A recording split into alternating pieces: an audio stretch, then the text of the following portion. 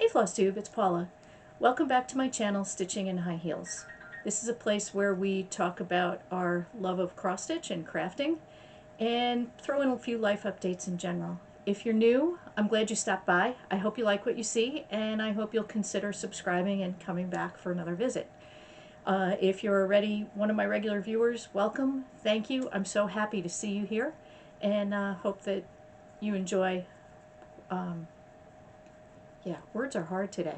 Hope you enjoy what I have to show you. It's Wednesday, November 22nd, which is the day before Thanksgiving here in the U.S. So to all my U.S. viewers, happy Thanksgiving.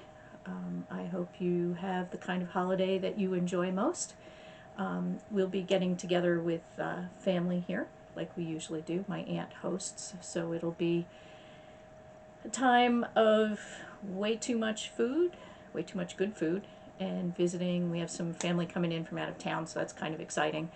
I know I don't usually film on Wednesdays. I'm working from home today, so I figured I would jump in and give you a quick update on some of my WIPs, works in progress, because I'm going to be gone next week, so we'll get that taken care of. It's pretty gray out here today, and I'm in a different location. I'm not upstairs in my craft room. I'm downstairs in my office, so the lighting is a little different. I see there's a little bit of shadow on my face because I have to have the overhead light on. My ring light didn't make any difference, so we'll just go with what we've got here. So let's jump in, shall we? So first up, for Nora November, and for a group that grew out of the Queen City Stitchers Retreat, there's a group for Mini Mirabilis, and it's grew out of how much we loved seeing the over 1 and over 2 on really high count finishes that were on the brag table. A couple of people that attended the retreat do a lot of work on smaller, higher counts and smaller pieces. So everybody was so fascinated with that, they started an additional Facebook group, and it's called, I think it's called Mini Mirabilis, and I'm probably going to title this video Never Say Never, because at the retreat I know I said I would never, don't like stitching over 1 and would never really consider stitching a Mirabilia over 1, and then they opened a group and Maggie worked her magic mind tricks and convinced me that it was something that I could do. So I duly ordered Inkberry Holly Pixie, which is a Nora Corbett, so it means she's a smaller one. She only has 1 color of beads. She doesn't have any metallics, so that makes her a good candidate for over 1. So here she is. She's absolutely beautiful. And sorry about that. Everything's off on the side here. This is my start. I'm stitching her 1 over 1 on 25 count Stormy Clouds Lugana from Zweigart, so it's a printed fabric, but it is part of their regular line. So it's got just a little bit of gray modeling in it. You can see it. So here's where I am. And I started with the black stitching. So this is going to be, these are going to be some of the berries that she's holding in the middle of the picture. And then this is one of her wings down here, and this will be the bottom of another one of her wings over there. So that's where I am so far. Hopefully this is focusing a little bit. Looks a little blurry, but it's not too bad. So that's where I am. I've been working on this during conference calls at work because the light in here is pretty decent on a normal day. And so far I'm having a lot of fun with it. So stay tuned for more. We'll see how it goes. I have had to frog a little bit, and let me tell you, frogging over 1 is no joke, and I don't like it. But I did get the stitches removed, and we moved on. So I also talked about in my last video that I was participating in a couple of challenges. Beth, the Steadfast Stitcher, in her Facebook group Crafts and Books, had an acrostic challenge for the month of November, and I decided to participate. And I'm not doing as well as I hoped that I would, but I have worked on several of the projects that I wanted to work on as part of that. Also, I belong to the WIP Warriors group. By the way, registration is open now for WIP Warriors on Facebook. If you're at all interested, you can check them out for the month of December. Make sure it's something that you're interested in doing. They have 3 separate tracks. One is no new starts, which there's no way I would ever commit to, because we all know how that crafting squirrel happens. The other one is 24 and 24, where you work on a maximum of 24 projects during the year, and you can start a new one if you finish one. And then the other one is Swiwi, stitch what you want when you want, and I'm firmly in Camp Swiwi. But I do enjoy the group, and it is helping me to get progress on my existing pieces. It is a group that requires a certain level of participation, so be aware of that if you're interested and check it out. But that's a good thing. It does give me that little bit of accountability that I like to have to keep me motivated. So the projects that I've worked on to meet some of those challenge prompts are going to be what I'm going to show you next. So first up is Pumpkin Blossom Inn by Pinker and Pumpkin. And here's what that looks like. It's a freebie on her blog. I'll try to put a link below. I know I promised links on my last video and then promptly didn't get them added. Kind of got sidetracked. You know what we say, but refer back to my comment about the crafting squirrels. So here's where I am on that. I got a lot of the windows and doors filled in. I got the basket on top of the house started. You will notice that I'm changing colors. I started this as part of the pumpkin birthday sal for Laura, Stitching by the Shore's birthday, and also she does color challenges in her group, and the colors in this meet one of the color challenges that she posted. I'm really happy with my color choices so far. The house is a variegated blue Victorian motto. Didn't have a name, just said blue variegated. And the roof and the pumpkins are also Victorian motto colors. If anybody's interested, I can add them. The other thing I did was I filled in the windows because the color on the dividing panes is very close to the color on my fabric, which is Sand Dollar by Bestitch Me. This is a 40 count Verdal. And looking like that's a little crooked somehow. There we go. So I went ahead and filled in the windows because it looked a little weird to me. You couldn't really see the definition in the windows. So that is Pumpkin Blossom Inn by Pinker and Pumpkin. Next up is Snapdragon, which is a Nora Corbett. It's another one of her flower pixies. And I started this at the Queen City Retreat. Maybe this will be my screen grab. So I started this at the Queen City Retreat with Kelly from Pages and Stitches. I'll link her down below. And this is a great stitch. It's working really quickly. I only spent, I think, one evening working on this because I was trying to get to all of my other pieces for the challenges. So I'm stitching this 2/2 on a mystery 28 count pink fabric that I found in my stash with the recommended DMC. And here's where she is now. So I worked all down this side here, filling the blossoms in here, and a little bit over here. You know, one of these days I'll get figured out which direction I'm supposed to point. So I did some more fill-in. I got well over my 200 stitches that I needed for the acrostic challenge. So that is Snapdragon. And I'll keep working on her. But I want to move on to get to some of the other pieces for the challenges this month, for the challenge prompts. The next piece I worked on that'll get some more work probably tomorrow on Thanksgiving is Sir Thomas by Glendon Place. He's a big, beautiful turkey, which is kind of the symbol of Thanksgiving here in the United States. And look at all those colors. And what you can't tell from the cover photo is exactly how sparkly he is.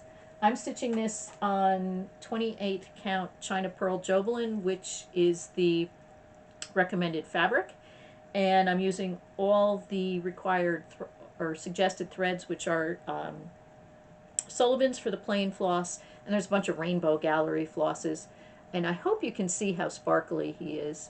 So there's sparkle in this blue down here.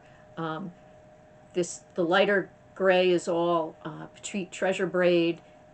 This is another lame. The darker gray is another lame braid. So hopefully, I think it looks like you can see a little bit of the sparkle. So I'm going to try to work on him tomorrow. He's another fun stitch, and he's an easy stitch. I really enjoy Glendon Place charts. They're well done. They're easy to follow, easy to read. That was that. And I'm continuing to work on Garden Verses by Mirabilia, which, if you've seen a few of my videos, you know that I was trying to get her done for the Queen City retreat and failed miserably because her dress and her cloak are absolutely huge. So I keep working on her and got some more time on her, and I think I've got most of the red stitching finished. A hanging thread here, let's get that out of the way.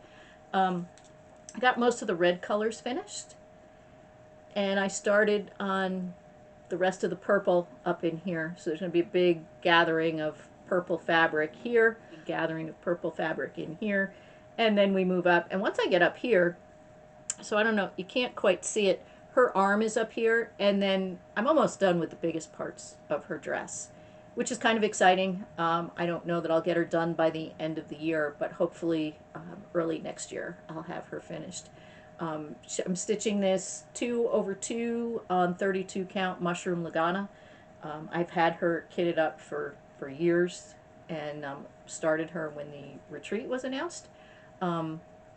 And I'm enjoying absolutely every stitch. I'm using all of the called for materials except for the gold. The floss that was called for, I forget if it was one of the old DMCs that was in the skein or if it was that really horrid old stuff that was on a spool. Her copyright is back in the 1990s, so we didn't have as many options for metallic threads. So I switched them out. So you were supposed to, the lighter gold was just the thread itself, and then the darker, like you can maybe see down in here, and a few places for some of the shading. That was supposed to be a strand of the gold floss and a strand of dark brown DMC. So I had two colors of the DMC Diamante floss. So I'm using a regular gold, and then there's a gold that's wrapped with black. So I'm using all of them. And I'm happy with how they're working up. They're not horrible to work with. They're definitely not Rainbow Gallery braids, but they're really not bad to work with. The biggest thing I found with the gold, which tended to fray a bit more quickly than the gold wrapped with the black, is to tie it into my needle. And once I did that, and I'm working with shorter lengths, that worked pretty well, and it was a lot easier to handle. And then the last piece that I've been working on this month, and it's gotten, honestly, most of my attention, is my pre-stitching for my Hello from Liz Matthews class at the Jingle Ball, which I'll talk about more in a little bit. And that is the Santa's Night Tree, which is the pattern she released for that. And we're going to learn how she does her finishing into trees. Hopefully one of these decent pictures will make a screen grab instead of one of my weird facial expressions. There we go. So I did the PDF version of the class, partially by choice and partially because I wasn't available when the classes opened. So I had a lot of the materials in my stash. This is a piece of 18 count Aida in the color Nebula Navy by Fabrics to Die For. And I'm using the specialty threads where I had them, and that's showing through because that's a light color. I'm using the specialty threads, and my pile just fell. Sorry guys. My specialty threads where I had them, otherwise I'm using the DMC substitutions, and that's where we're at right now. So I'm really pushing to get this finished before the class. I've got another house and all the plaid on the bottom and the little thing that looks like a patch that says December 25th. So I'll be taking this with me next week when I'm away, so hopefully I'll get some time to work on it. I'm enjoying the stitches. So the things I'm going to change on here are I have some snowflakes that are a little different than the ones that Liz calls for in the chart, but they should fit and work well. And then I don't know if you can see all those little individual white stitches there. I'm going to sub beads because I really don't like carrying across the back of my fabric, and I don't like doing individual stitches, especially on Ada. So I'm going to sub them out with beads, that way I can attach them with invisible thread, and that should be good. Add a little extra sparkle to it, and kind of echo some of the tones in the fabric I'm going to use for the backing. So I've got all my supplies gathered together. I'm really excited to get started and work on finishing this. The other class I'm taking Beth Twist's, yeah, decorative pin finishing class. I've got all my supplies gathered for that. Had a lot of it really on hand here. I'd seen Helen D do a tutorial about making pins. I think it was Helen. And it looks interesting. I think having somebody kind of hold my hand through it a little more is going to help me a lot. And I'm also taking Kathy Haberman's block finishing class. She sent out the materials list for that. There's no pre-stitching for that, which is good. So I'll gather that together and make a start on the chart that she's issued. So the Jingle Ball is not this coming weekend. It's the first weekend in December, December 1st through 3rd. It's a virtual retreat, which is a whole lot of fun. There are 12 designers that are involved. They'll have exclusive charts. There's I participated last year, and really last year all I did was did some shopping, and I stayed in the main room where there were meet and greets with the designers, which was really cool because I got to know more about designers that I really hadn't been exposed to before. And the other thing I did was watch the entertainment that's provided, that's looped through 24/7. I didn't get to any of the virtual stitching rooms. I didn't take any classes. They've offered a lot more classes this year. They've changed the platform that they're providing the experience on, which they're all very enthused about. And I hope to get into some of the stitching rooms. Some of the people that I met at Queen City are going to be there. And I'd like to get to meet some other people. So I'm looking forward to that. It's really a good value. The ticket to get into the stitching rooms and have access to the shopping and the entertainment and the meet and greets, it's $10, and that's for the entire weekend. I think it's a really great value. If you have the opportunity and the time, it's definitely worth trying out. It's probably the best $10 value I've ever spent in the cross-stitch world. I had a blast last year. I'm looking forward to this year.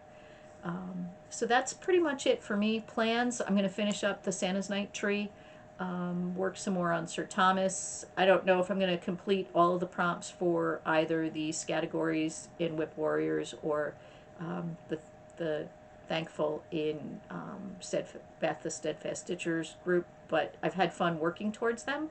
Made some good progress. Gotta post some pictures of where I'm at, and you know, it's going to be time to start getting ready for Christmas and all of that. Hopefully getting some ornaments finished from my bin of shame or my under the bed box. Got a ton of ornaments. Love to get them on the tree. My goal is to have a tree completely filled with stitch ornaments. Got a good amount. I've got a lot more that are already stitched. I've got a bunch that I'm looking forward to stitching. So, and I have a little bit of secret stitching that I hope to start while I'm away next week. I'll be kitting that up and taking that with me as well. So again, I'm going to get off of here, get back to work. I'm sure you heard the indicator that I've got emails coming in. So like I said, to all my American friends, happy Thanksgiving. I hope you have exactly the type of holiday that you'd like to have. Hope you get some good stitching time in, and hope you're able to have a little bit longer weekend. I know my office closes the day after Thanksgiving or Black Friday, whichever you'd like to call it. So if I wasn't traveling, I'd be enjoying some time at home stitching. So if that's what you like, I hope you get it. And I'm going to say bye for now. See you later. And I'll be back soon. Love ya.